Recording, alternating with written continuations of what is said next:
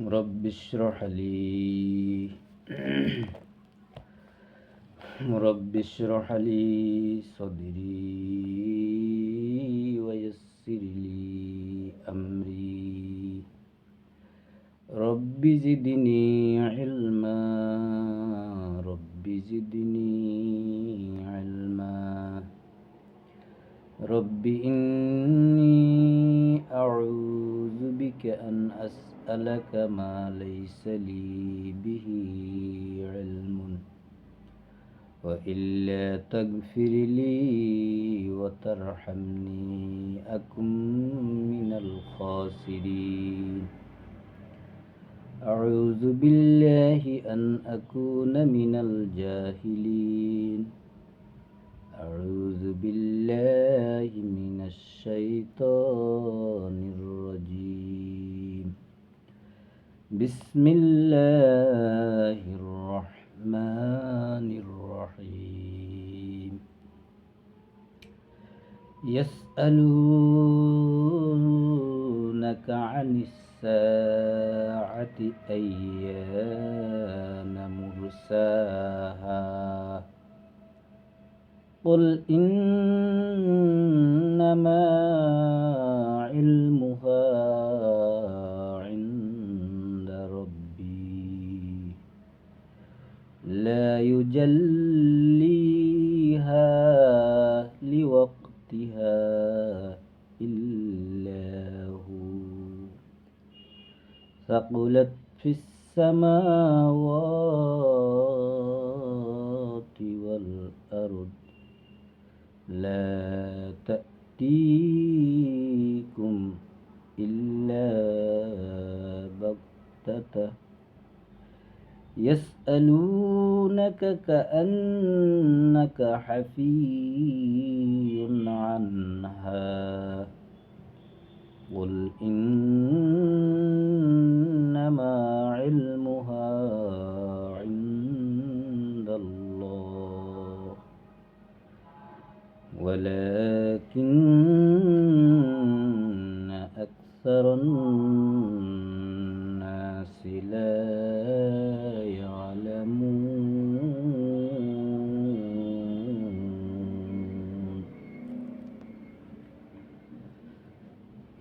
7 নম্বর সূরা আল-আরাফ 187 নম্বর আয়াত। কোরআন যে সময় নাজিল শুরু হয় আরবের লোকেরা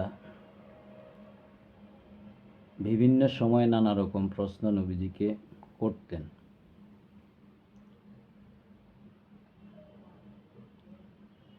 সে প্রশ্নের উত্তর মানুষকে কিভাবে দিবেন তার অনেক উদাহরণ পুরো কোরআনের বিভিন্ন সূরা বিভিন্ন আয়াত দ্বারা আল্লাহ নবীজিকে বুঝিয়ে দিয়েছেন। তার মধ্যে একটা জিজ্ঞাসা ছিল মানুষের, নবীজিকে প্রশ্ন করলেন তখনকার যখন কোরআন নাজিল হয়, ওহী নাজিল হয়, কিয়ামত সম্পর্কে নবীজিকে মানুষ প্রশ্ন করলেন। সেই কথাই এই আয়াতের মধ্যে আল্লাহ তুলে ধরেছেন। ইয়াসআলুনাকা আনিস সাআহ ইয়াসআলুনাকা আনিস সাআতি, লোকেরা তোমাকে জিজ্ঞেস করবে, মানুষ তোমাকে জিজ্ঞেস করবে কিয়ামত সম্পর্কে, কিয়ামতের ব্যাপারে। আইয়ানা মুরসাহা, কখন এই কিয়ামত কখন সংঘটিত হবে। কিভাবে হবে, কখন হবে, এসব নিয়ে মানুষ আপনাকে প্রশ্ন করবে। কুল ইন্নামা ইলমুহা ইনদা রাব্বি কুল ইন্নামা ইলমুহা, আপনি সেসব মানুষকে, সেসব লোকদের বলে দিন, ইলমুহা, ইন্নামা ইলমুহা, অবশ্যই তার জ্ঞান, তার এলেম, ইনদা রব্বি, আমার প্রতিপালকের কাছেই জানা। আমার প্রতিপালকের জ্ঞানে কিয়ামত কখন হবে, কিভাবে হবে, এটা আমার প্রতিপালকের জ্ঞানে রয়েছে, এটা তিনি কাউকে জানতে দেন নাই। লা ইউজাল্লিহা লিওয়াক্তিহা, লা ইউজাল্লিহা, তিনি স্পষ্ট করেন নাই, লিওয়াক্তিহা, তার সময়ের ব্যাপারে, কিয়ামত কখন হবে, কিভাবে হবে, সেই সময়ের ব্যাপারটা আল্লাহ কাউকে স্পষ্ট করেন নাই। ইল্লাহু, আল্লাহ ছাড়া আর কারো কাছে আল্লাহ এই কিয়ামতের বিষয়টা, কিয়ামত যে সংঘটিত হবে, এটা আল্লাহ কি করেন নাই, স্পষ্ট করেন নাই, এটা আল্লাহর জ্ঞানে রয়েছে। আল্লাহ জানেন কিয়ামত কখন হবে। সাকুলাত ফিস সামাওয়াতি ওয়াল আরদি, আসমান সমূহ আর জমিন, এর ভিতরে যত যাই কিছু আছে, এগুলা ভারী হয়ে আসবে, এগুলা ভারী হয়ে আসবে, অর্থাৎ আসমান জমিন ধ্বংস, আসমান জমিন চুরমার করে কিয়ামত সংঘটিত হবে, এটা ভারী একটা বিষয়, ভারী একটা বিষয়, বড় একটা বিষয়, যার কারণে আল্লাহ এই কিয়ামতের সময়সীমা স্পষ্ট করেন নাই, কাউকে জানতে দেন নাই। আল্লাহ তাঁর নিজ জ্ঞানে এটা সীমাবদ্ধ রেখেছেন। লা তা'তিকুম ইল্লা বাগতাতান,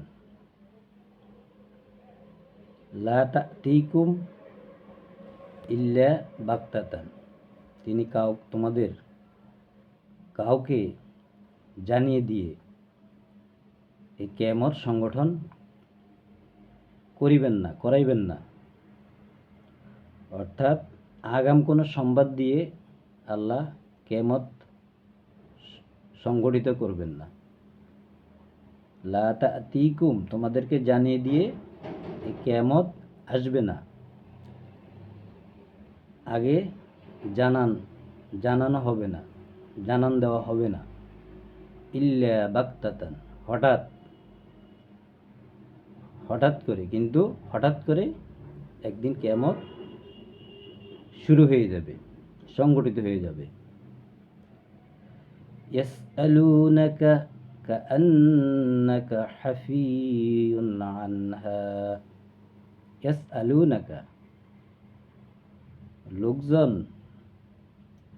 মানুষজন তোমাকে এমনভাবে প্রশ্ন করে, এমনভাবে জিজ্ঞেস করে, কাআন্নাকা হাফিয়ুন আনহা,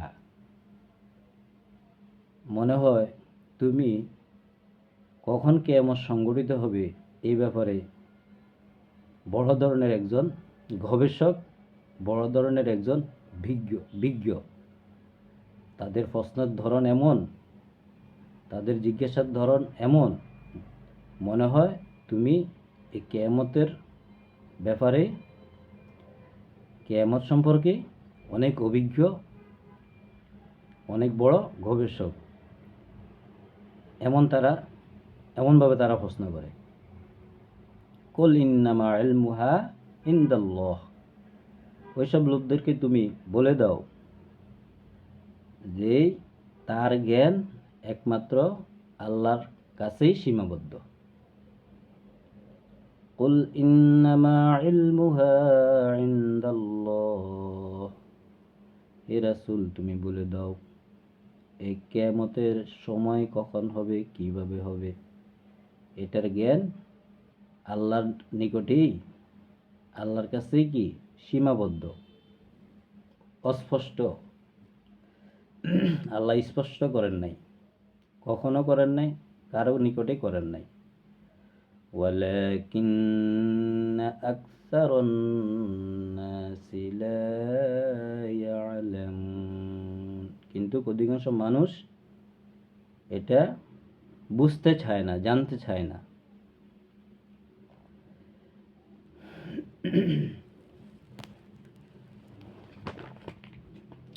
সূরা 99 নম্বর সূরা জিলজালাহা,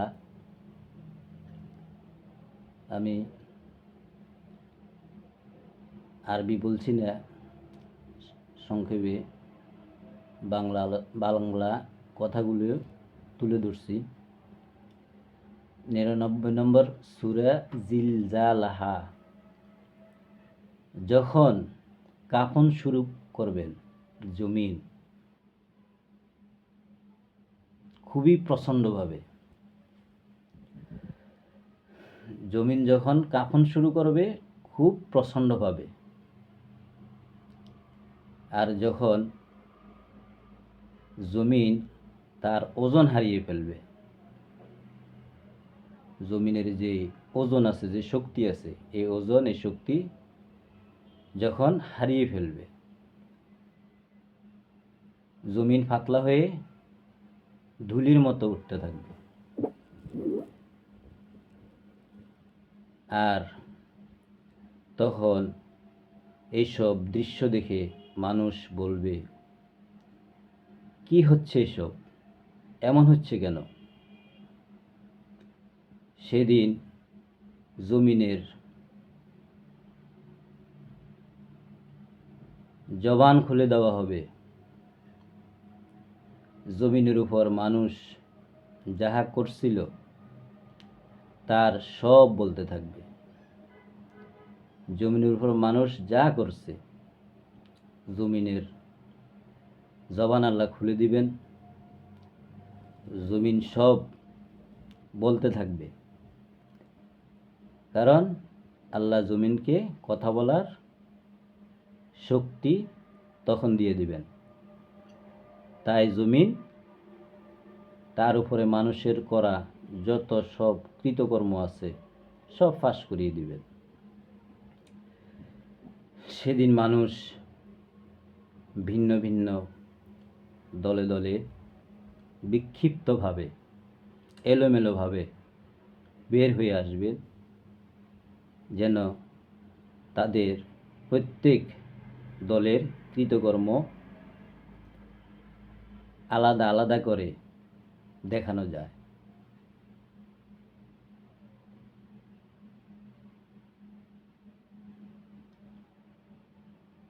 যে সামান্যটুকু ভালো কাজ করবে তাও দেখবে, আর যে সামান্যটুকু খারাপ করবে তাও দেখবে।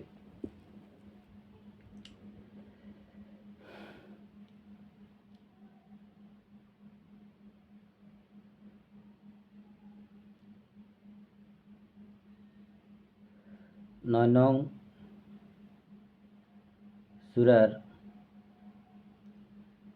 সূরা আল আদিয়া,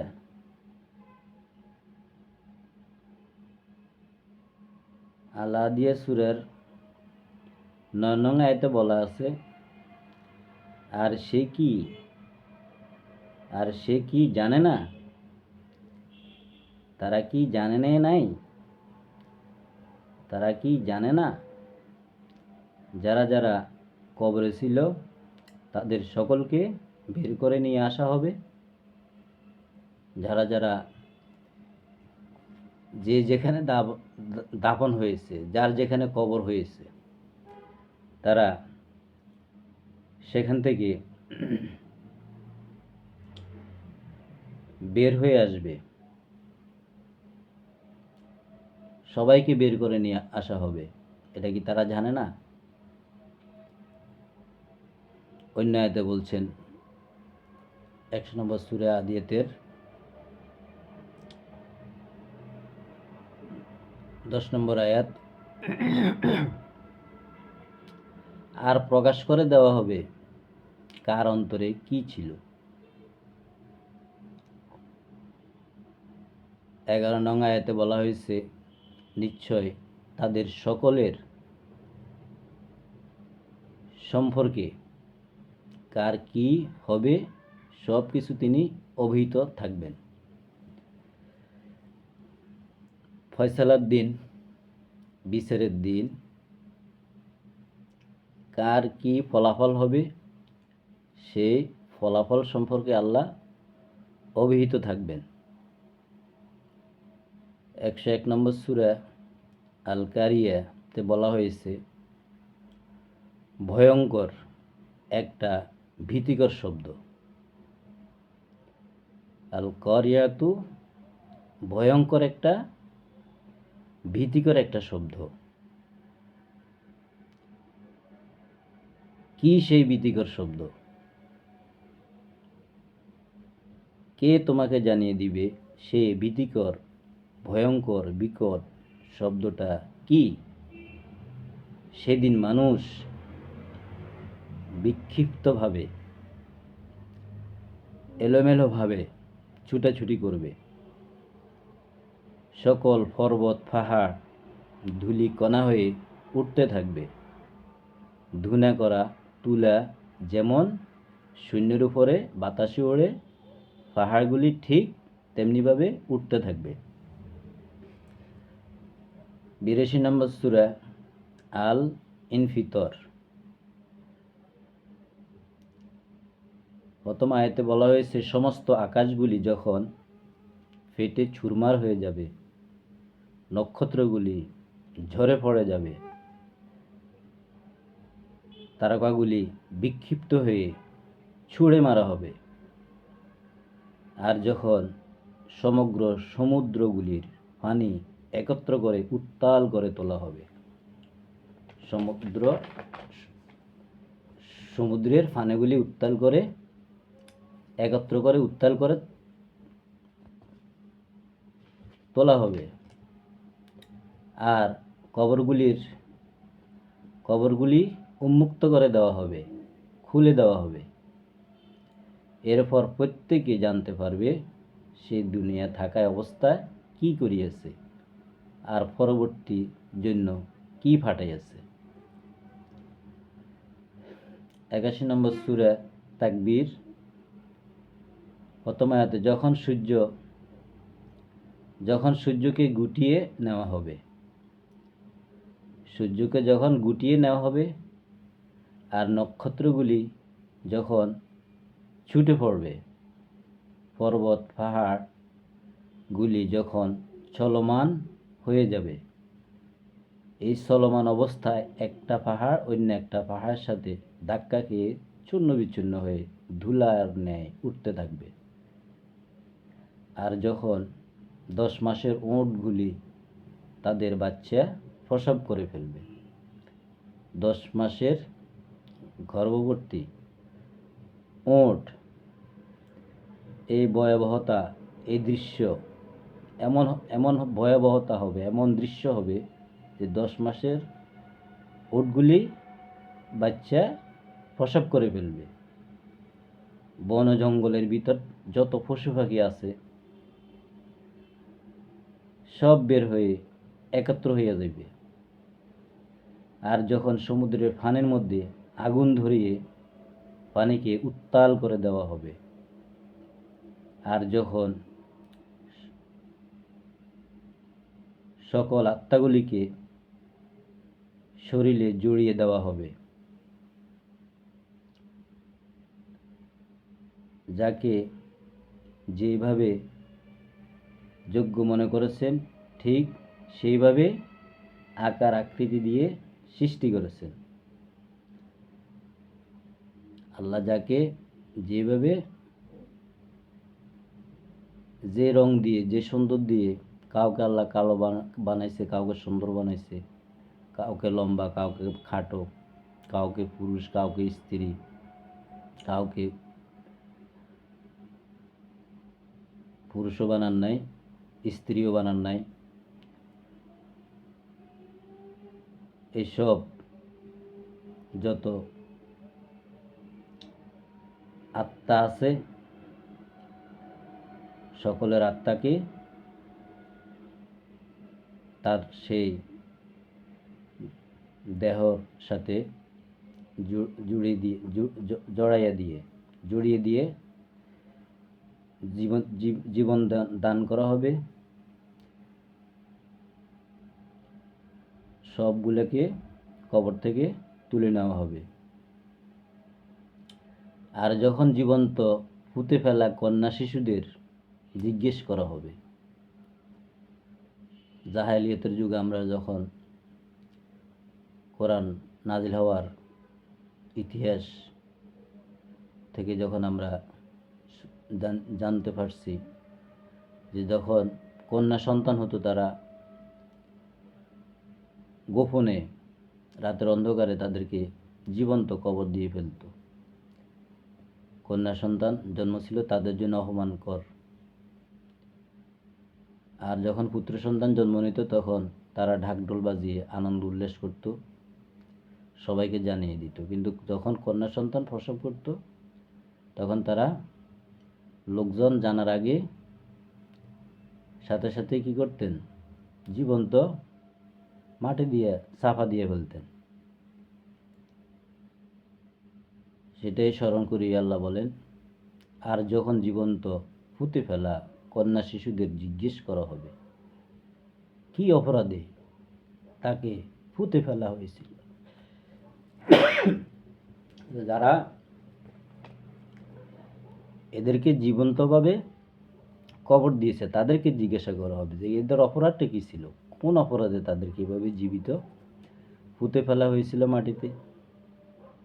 আর যখন সকলের আমলনামাগুলি প্রকাশ করে দেওয়া হবে, 79 নম্বর সূরার 6 নং আয়াত, সেদিন কম্পনকারী প্রকম্পিত করবে,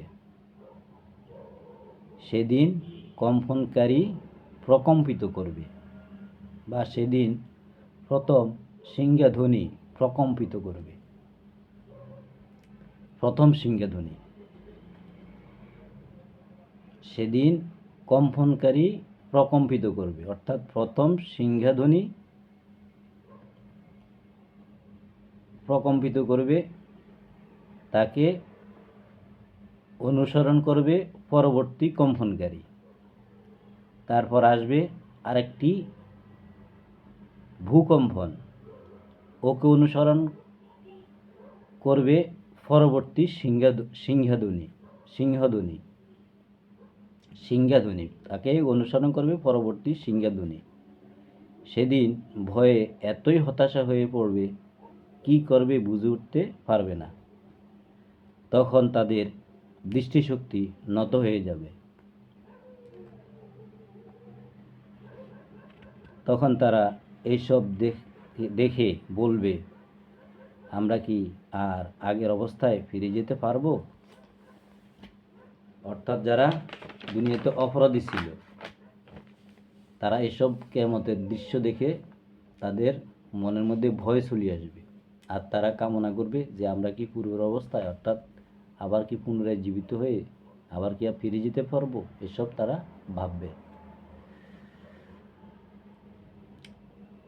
36 নম্বর সূরা ইয়াসিন 23-48 নম্বর আয়াত,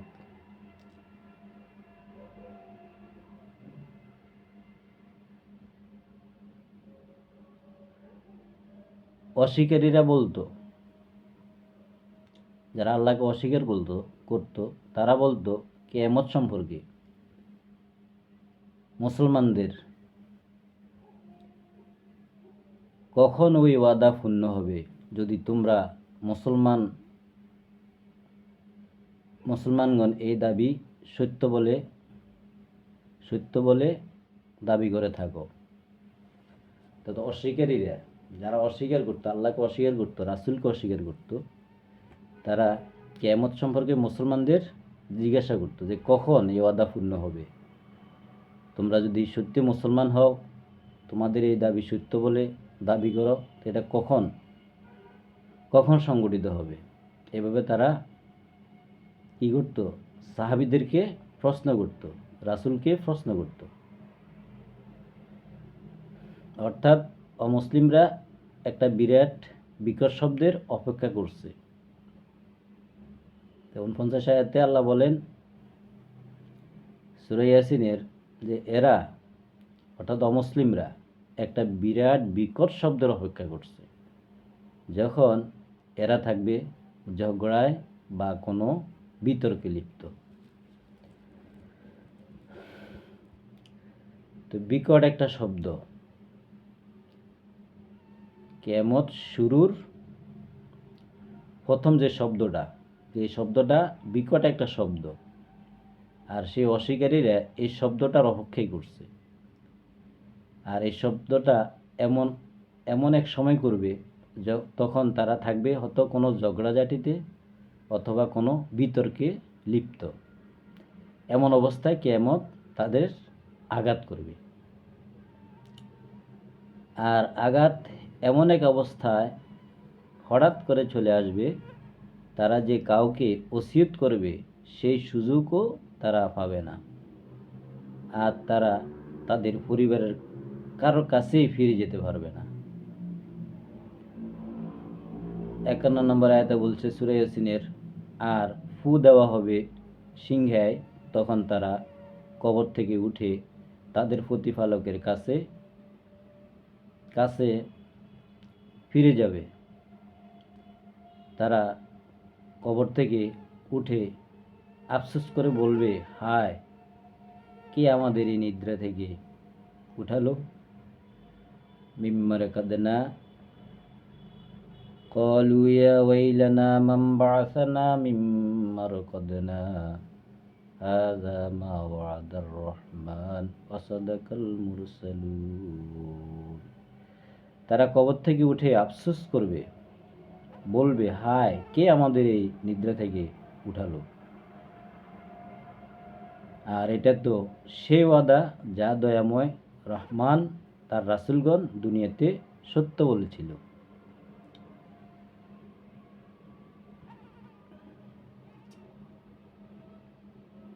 এটা তো ছিল সেই একটা শুধু বিকট শব্দ বা আওয়াজ, যখন তাদের সকলকে আমার সামনে উপস্থিত করা হবে, এক আওয়াজেই সকলে উপস্থিত হয়ে যাবে আল্লাহর দরবারে। আজকের এই দিনে কারো প্রতি কোনো অন্যায় করা হবে না, অবিচার করা হবে না। যার যার প্রাপ্য সে বুঝে পাইবে, দুনিয়াতে যে যাই করেছে। 7 নম্বর সূরা আল আরাফের 187 নম্বর আয়াতের তেলাওয়াতের উপরে অন্যান্য সূরা থেকে আয়াতগুলির বাংলা অর্থ জানলাম, পড়লাম।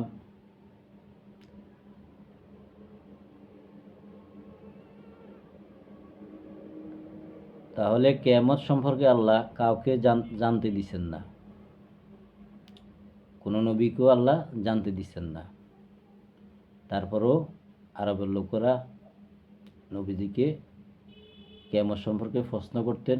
সেই প্রশ্নের উত্তর কী হবে আল্লাহ তাআলা 187 নম্বর আয়াতে সূরা আল আরাফের 7 নম্বর সূরা স্পষ্ট করে দিয়েছেন।